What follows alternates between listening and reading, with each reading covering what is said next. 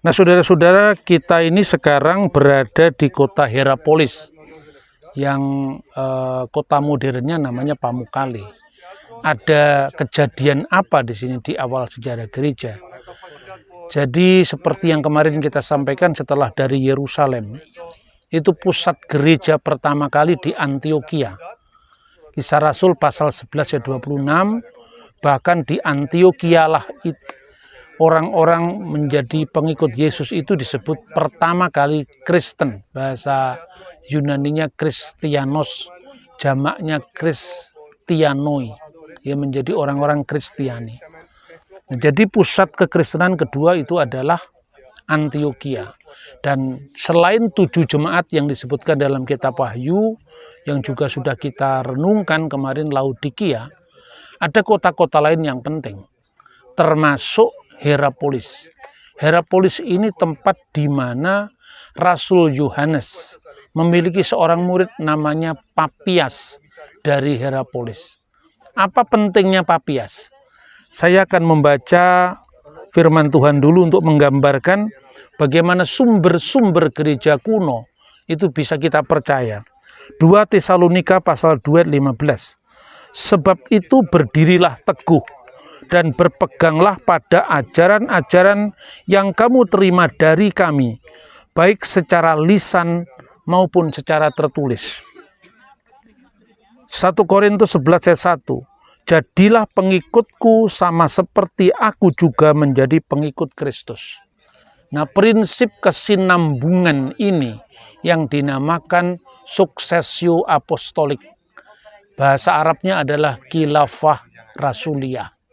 Cuman karena kata khilafah itu sekarang dipakai, khilafah itu artinya penggantian sebetulnya, dipakai oleh kelompok yang anti Pancasila, maka saya tidak menggunakan kata itu. Sekalipun istilah itu muncul dalam teks-teks liturgis ataupun catatan-catatan gereja dalam bahasa Arab, khususnya gereja-gereja di Timur Tengah. Ada kata lain yang dipakai, prinsip ini disebut taklid al-muqaddas. Jadi taklid itu mengikut, tapi ada kriterianya, yaitu yang kudus karena berasal dari para rasul. Nah, dalam 2 Tesalonika pasal 2 ayat 18 ini, Rasul Paulus menyatakan kepada jemaat, ya, agar kamu berpegang teguh pada ajaran yang kusampaikan, baik secara tertulis maupun tidak tertulis. Nah, ini penting. Karena apa? Mula-mula gereja purba itu hanya mendasarkan kitab suci yang namanya Perjanjian Lama. Perjanjian Baru ditulis itu kira-kira paling awal, tahun 50 Masehi. Padahal gereja sudah berdiri tahun 33 Masehi di Yerusalem. Berarti antara tahun 33 sampai tahun 50 kita tidak punya Alkitab Perjanjian Baru. Maka dari mana ajaran gereja itu dibangun? Dari ajaran tertulis maupun tidak tertulis. Ajaran tidak tertulis itu bukan sembarang saja. Ada tolok ukurnya, ada parameter historisnya. Karena itu misalnya, jadilah kamu pengikutku seperti aku menjadi pengikut Kristus. Prinsip kesinambungan itu misalnya, Yesus punya 12 rasul. Kenapa 12 rasul? Karena gereja itu Israel baru. Jumlah umat Israel 12. Di bawah 12 rasul ada 70 murid. Karena tua-tua Israel jumlahnya juga 70. Baru dari 12 dan 70 itu memuridkan lagi. Nah, karena itu ada kesinambungan. Inilah yang menyebabkan bahwa kita percaya bahwa ajaran Perjanjian Baru, ajaran Kristen itu bisa dipertanggungjawabkan. Yohanes punya murid namanya Polikarpus.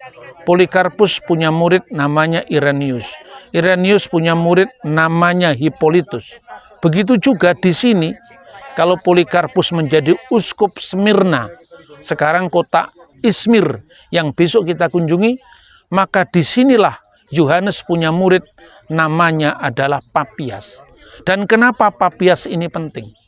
Karena tanpa membaca buku Papias, kita tidak tahu Perjanjian Baru khususnya keempat Injil dan kisah para rasul, itu yang nulis siapa?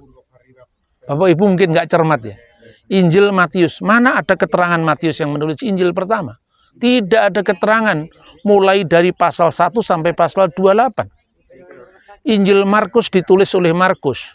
Markus itu anaknya Maria, pamannya namanya Barnabas. Di mana ada keterangan Markus penulis Injil kedua? Tidak ada keterangan. Begitu juga Lukas. Hanya ada di judul-judul. Dan judul-judul itu dikatakan misalnya Euangelion kata Markon, Euangelion kata Lukan, Euangelion kata Yohanes.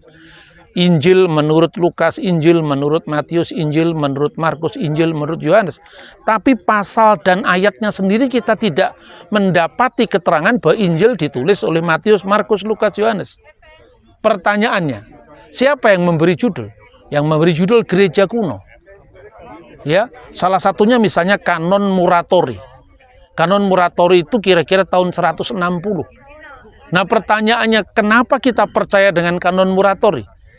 Karena ada kesinambungan apostolik tadi, di mana yang memberikan informasi kepada kita bahwa yang nulis Injil pertama Matius, Lewi si pemungut cukai dulunya, yang nulis Injil pertama Markus, yang nulis Injil ketiga Lukas, yang nulis Injil keempat Yohanes anak Zebedius, yang menulis kisah para rasul juga dari Lukas, itu dari Papias. Tapi kenapa kita percaya kepada Papias? Lah, dia saksi sejarah. Karena Papias itu adalah muridnya Rasul Yohanes. Nah, fragmen-fragmennya ditemukan, dilestarikan oleh tulisan Irenaeus. Irenaeus itu muridnya Yohanes juga. Muridnya Polikarpus. Dari jalur Yohanes, Polikarpus muridnya Yohanes. Disebut dalam buku yang dikumpulkan itu The Fragment of Papias. Nah, buku ini menjadi penting karena apa? Memuat keterangan siapa yang menulis Injil. Digambarkan di sana bahwa mula-mula Matius menulis dari bahan yang disebut Logia Yesu, yaitu kumpulan perkataan-perkataan Yesus. Lalu kemudian dibukukan menjadi Injil yang namanya Injil Matius. Mula-mula dalam Logia Yesu yang tertulis dalam bahasa Aramaik. Kemudian karena kita sendiri tahu kan bahwa Petrus pergi menuliskan suratnya ke wilayah barat yang semuanya berbahasa Yunani kepada kaum diaspora yang ada di Kapadokia, di Asia Kecil, dan juga di Bitinia yang semua wilayah Turki sekarang. Maka dari situ kita bisa mendapatkan pemahaman bahwa kenapa Injil akhirnya ditulis dalam bahasa Yunani Koine, karena memang orang-orang Yahudi itu ada dua. Orang Yahudi diaspora yang kebanyakan berbicara dalam bahasa Yunani Koine, dan orang-orang Yahudi yang disebut Ibrani yang tinggal di Yerusalem yang bahasanya adalah Aramaik. Itu penting sekali karena di dalam catatan itu juga Papias mengatakan Markus menulis Injilnya berdasarkan pewartaan Petrus. Maka Bapak Ibu bisa bandingkan sistematikanya Injil Markus itu persis sama dengan khotbahnya Petrus di Kisah Para Rasul. Diawali dengan pembaptisan Yesus, persis sama. Diawali dari suara Yohanes yang di padang gurun dan seterusnya, sistematiknya sama. Tetapi di situ kemudian Markus membukukannya berdasarkan pewartaan Petrus itu ketika dia menjadi penerjemah Petrus di Roma. Dari situ kita mempercayai informasi itu. Begitu juga Lukas, begitu juga Yohanes. Nah, ada satu hal yang penting. Kalau kita membaca Alkitab seolah-olah ya, kalau kita tidak tahu konteksnya, orang lebih mudah menuduh Alkitab ini palsu, saling bertentangan. Misalnya, Yudas Iskariot matinya seperti apa? Kalau di dalam Injil Matius pasal 27, dia menyesal setelah mengkhianati Yesus, kemudian dia gantung diri. Tetapi di Kisah Rasul pasal 1 disebutkan bahwa Yudas itu matinya jatuh, ya, terus kemudian perutnya itu pecah dan ususnya keluar, terburai keluar. Mana yang benar? Kalau kita tidak memahami dokumen yang dinamakan Apostolic Fathers, bapak-bapak apostolik, jawaban kita paling-paling begini. Oh, Injil Markus itu bicara tentang cara matinya. Tetapi kisah para rasul itu berbicara tentang keadaannya ketika dia mati. Tentu pendengar, para penentang Alkitab, itu kan ucapannya seorang teolog yang membela imannya saja. Tetapi dengan memunculkan saksi sejarah di dalam buku Papias yang berjudul The Fragment of Papias itu clear. Di mana dikatakan apa di sana? Dikatakan bahwa Yudas Iskariot mati dengan cara menggantung diri karena penyesalan. Tetapi ketika dia sudah menggantung diri, talinya itu belum putus. Mula-mula, tapi akhirnya tali itu putus dan dia jatuh terjerembab. Perutnya pecah, kemudian ususnya keluar. Sampai hari ini katanya, berarti pada saat Papias masih menulis itu, banyak orang yang menyaksikan tempat yang namanya Hakal Dama. Tempat itu dihindari orang. Karena apa? Itu dianggapnya sebagai pelajaran bagi seorang pengkhianat yang dilakukan oleh Yudas Iskariot. Clear. Jadi artinya, tatkala Anda ragu misalnya, apakah Pangeran Diponegoro itu dibuang ke Manado apa tidak, kita bisa cross check dari Kiai Mojo karena dia adalah orang yang sejawat. Tentu sepinter apapun teolog yang muncul pada zaman abad pertengahan, zamannya mazhab Tubingen misalnya, atau zaman modern, dia bukan saksi mata. Jadi ada jarak yang panjang. Maka ada kecenderungan melakukan yang namanya anakronisme sejarah. Di mana sejarah 2000 tahun yang lalu dipahami dengan keterbatasan kita. Karena istilah-istilahnya beda, bahasanya beda, pola hidupnya beda, maka kita melakukan apa yang namanya eisegese, memasukkan makna yang ada pada kita pada teks, bukan eksegese, menggali dari teks. Maka sejarah bapak-bapak gereja itu sangat penting. Nah, sejarah bapak-bapak gereja pun itu bukan sembarang saja. Artinya derajat pemahaman Agustinus yang berasal dari abad ketiga tentu berbeda dengan Papias yang muridnya langsung Rasul Yohanes. Nah, banyak teolog-teolog modern itu meremehkan tulisan-tulisan bapak gereja. Sebab bapak-bapak gereja itu ada klasifikasi yang pertama Apostolic Fathers. Ini siapa? Mereka yang langsung diajar para rasul. Jadi saksi mata. Dia usah ngomong teologi, ndak usah ngomong agama lah. Ngomong sejarah saja kan metodenya sama. Bahwa saksi mata yang hidup sejaman tentu lebih akurat ketimbang mereka yang hidup ratusan tahun. Nah nanti, ya Papias itu mengatakan begini. Sekarang ini ada banyak orang-orang yang mencoba untuk menceritakan ingatan-ingatannya tentang para rasul. Tetapi saya tidak suka kalau itu sekedar bercerita. Tetapi saya ketika berjumpa dengan rasul-rasul itu, saya selalu cross-check. Apa yang pernah saya dengar ini pernah diucapkan Petrus, pernah diucapkan Andreas. Ketika saya bertemu dengan rasul-rasul, saya tanyakan. Jadi di sini ada cross-check berita. Itu dicatat sangat bagus dalam buku Fragment Papias. Sehingga kalau nanti ada kontroversi, misalnya Pericopa de Adultera, itu kisah tentang Yesus yang dihadapkan oleh orang-orang Yahudi, perempuan yang ketangkap berbuat zina. Ketika orang hanya membaca teks-teks modern lewat edisi kritis kitab suci, kita bisa menuduh macam-macam. Misalnya, teks yang disebut Pericopa Adultera, yaitu perikop tentang orang yang berzina, itu tidak didapati naskah kuno dalam Injil Yohanes. Tidak ada di dalam manuskrip Injil Yohanes yang kuno. Itu bahkan disisipkan bagian lain dalam Injil Lukas. Berarti cerita ini nggak bisa dipercaya. Kan gitu kan? Orang lupa bahwa Alkitab itu datang kepada kita bukan sekali jadi. Tapi itu melewat proses sejarah yang panjang. Dan kisah tentang Pericopa Adultera ini sudah ada dalam catatan Papias. Dengan demikian, yang diragukan misalnya, ini tidak ada dalam kodek, ini berasal di abad keempat. Jangan bicara kodek dulu, kodek itu Alkitab tercatat, tertulis dari kolom-kolom itu. Muridnya yang nulis Injil sendiri berkata tentang perikopa adultera, tentang pemberian pasal-pasal ayat-ayat itu kan kemudian. Karena dalam manuskrip agama apapun, naskah-naskah kuno, pemberian pasal dan ayat itu kemudian, maka jangan kita persoalkan kenapa ini disisipkan dalam Injil Lukas, kenapa tidak Injil Yohanes, dan sebagainya dan sebagainya.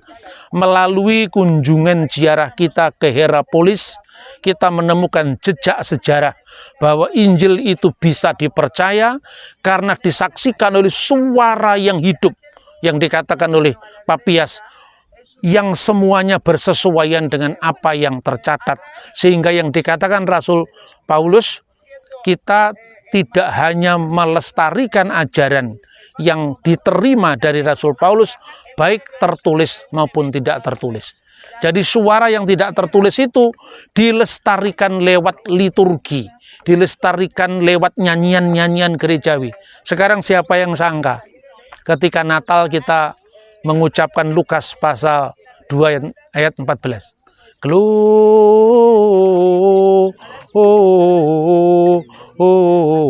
Gloria in excelsis Deo. Itu terjemahan Alkitab Latin dari kira-kira tahun 120-an. Yang namanya Vetus Latina. Dan ketika Santo Hieronymus menerjemahkan Injil dalam bahasa Latin, dalam bahasa yang lebih bisa populer, ya lebih populer, namanya Biblia Sacra Vulgata, sekitar tahun 350, terjemahannya bukan lagi Gloria in excelsis, tapi Gloria in altissimis Deo et in terra pac hominibus bonae voluntatis. Kenapa yang dilestarikan dalam nyanyian gereja in excelsis Deo? Karena kalau altissimis ketukannya tambah 1. Bener nggak? In altissimis Deo. Jadi liturgi itu melestarikan sejarah, melestarikan data sejarah, dan ternyata itu mengungkap bahwa Paus Telesphorus pertama yang pertama kali menetapkan misa malam Natal tahun 126 Masehi, dan ayat yang dibaca Lukas pasal 2 ayat 14. Jadi jangan lagi kita skeptis dengan data-data sejarah kuno.